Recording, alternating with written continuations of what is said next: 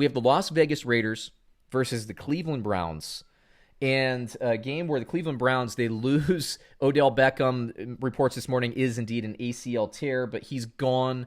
He is such a big part of what the Browns do. Even when they don't hit him, his over-the-top usage in this offense, losing that dynamic is going to be big. I'm really curious to see how Cleveland rebounds from that. So you have Cleveland now that I think is more one-dimensional than they were before. Yes, they do it very successfully, but what can they do against the Raiders? I think this is an interesting matchup. Let me hit you with the fantasy football projections. Derek Carr is a start. Jacobs is a start. Ruggs, I don't have a great projection on him, but he's a start. Waller's a start. Everybody else is a sit for the Raiders in my book. For Cleveland, I'm sitting Baker Mayfield. I'm starting Kareem Hunt.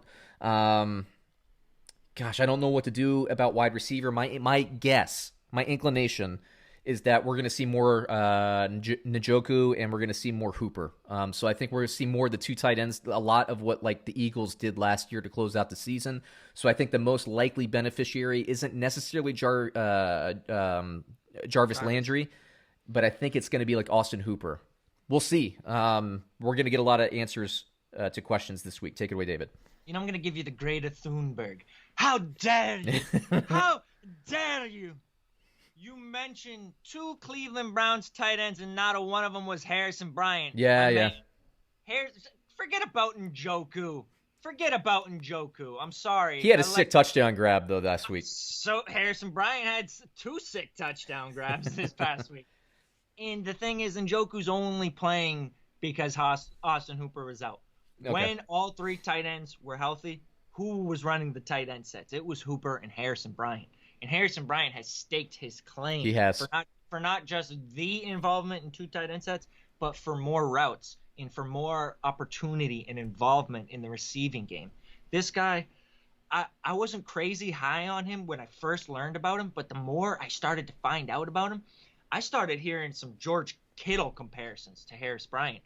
He was a former offensive lineman in high school who transferred to the tight end position when he went to college, so he's got that demeanor. He's nasty. He wants to block. He's willing to block. He can get loose in the receiving game. He's an athlete. And then you talk about how much they want to involve. Even before Odell Beckham went down, this was a two tight end offense. Talk about Stefanski last year, what they did in Minnesota with Rudolph and Irv Smith. They want to involve two tight ends.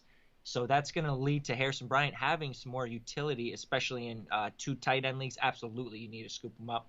I am tempering expectations a little bit because I do think Hooper's going to be the guy, obviously, when he does come back. But I also like both of those wide receivers filling in for OBJ. Rashard Higgins came in 6 for 110. We've seen him perform in the past.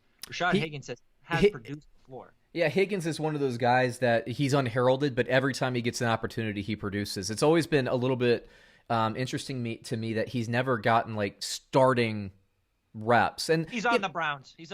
That's held against him. Yeah, I think Kitchens might have. It was either Jackson or Kitchens just like buried him. It's almost like the coaching staff comes in and they want to like waive him, but he plays so well in training camp that they can't justify waiving him. But you're right, man. He produces as well. And Peoples-Jones, yeah, he's the freak. He's the one I'm really keeping an eye on to see what happens.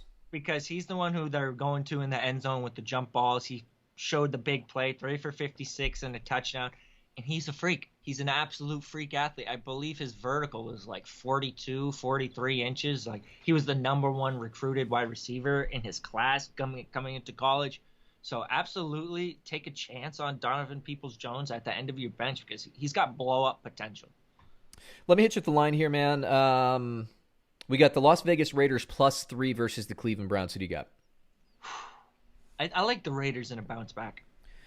I do too, just because the injury to look, Cleveland's going to have a week or two where they're trying to figure out what's going to work. And look, maybe they have the answer already. I don't know, but just matchup, I think the Raiders, and this assumes, by the way, that they get their key components, their key players back who were inactive last week, like specifically Brown and Abram.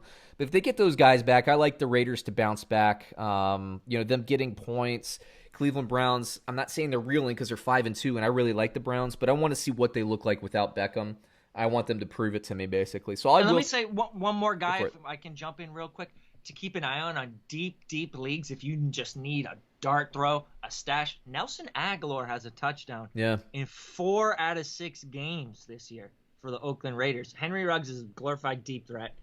Brian Edwards, I don't even know if he's healthy. If he is, they don't seem to be using him too much. He was definitely out against the Bucks. So right now, Aguilar's slotting in 3 wide receiver slots. He's getting touchdown looks. I mean, if you need a dart throw, this Cleveland Browns defense, has not been too hot. We just saw the Cincinnati Bengals light them up twice so far this season. So I think Nelson Aguilar is a deep dart thrower, maybe a DFS guy you can throw in.